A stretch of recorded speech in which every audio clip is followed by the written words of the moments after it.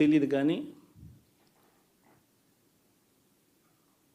ఏమి చేసినా ఎంత చేసినా ఇంకా 40% ఓటు బ్యాంకు మాత్రం తగ్గించలేకపోయారు.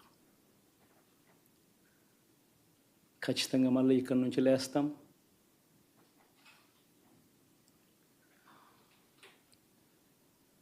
మళ్ళీ ఇక్కడి నుంచి గుండె ధైర్యంతో నిలబడి మళ్ళీ లేస్తాం. ప్రతిపక్షంలో ఉండడం కొత్త కాదు, పోరాటాలు చేయడం అంతకన్నా కొత్త కాదు. నా రాజకీయ జీవితం అంతా కూడా ప్రతిపక్షంలోనే గడిపా, ఈ 5 సంవత్సరాలు తప్ప.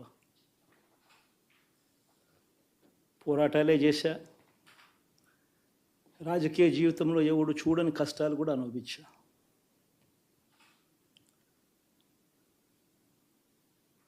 ఇప్పుడు అంతకన్నా కష్టాలు ఏదైనా పెట్టినా కూడా సిద్ధంగా ఉన్నాం, సిద్ధంగా ఎదుర్కొంటాం.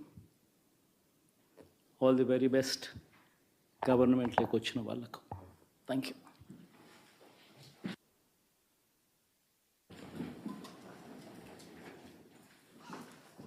ఎలా ఉండబోతుంది కొత్త పత్ర? విధంగా జరగని విధంగా పెట్టుబడికి సహాయంగా అందించే కార్యక్రమం మొట్టమొదటిగా జరిగింది మన ప్రభుత్వం వచ్చాకే.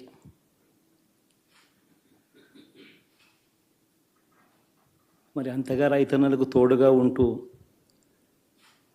రైతన్నలకు రైతు భరోసా ఇవ్వడం కానీ, సమయానికే వారికి ఇన్పుట్ సబ్సిడీ ఎప్పుడు జరగని విధంగా సీజన్ ముగిసేలోగానే ఇచ్చే కార్యక్రమం కానీ, ఉచిత ఇన్సూరెన్స్ కానీ చూస్తే నిజంగా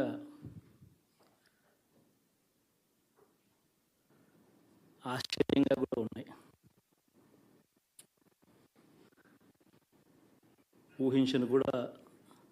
ఊహించలేదు ఇలా జరుగుతుందని, ఇలా వస్తాయని కూడా. But yes,